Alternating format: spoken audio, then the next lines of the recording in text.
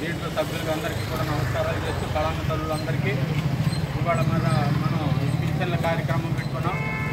చాలా ముదావహమైనటువంటి విషయం. అయితే ఎప్పుడు చల్లగా ఉండేది, ఇవాళ మాత్రం వేడిగా ఉంది. ఈ వేడి తగ్గాలంటే మరి ఎన్ని నెలలు పడుతుందో తెలియట్లేదు. ఆ చెట్టు కొమ్మలు, ఎందుకంటే చెట్టు విలువ ఏంటో మనకు ఇప్పుడు తెలిసింది.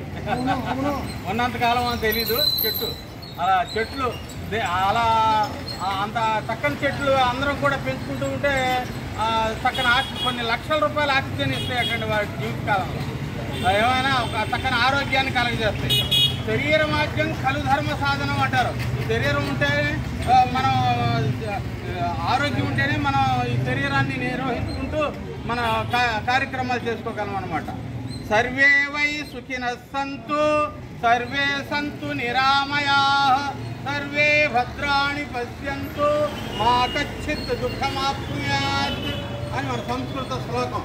సర్వే సంతు అందరికీ కూడా ఆరోగ్యంగా ఉండాలి, అందరూ కూడా భద్రంగా ఉండాలి, అందరూ కూడా సుఖ సంతోషాలతో ఉండాలని దీని అర్థం.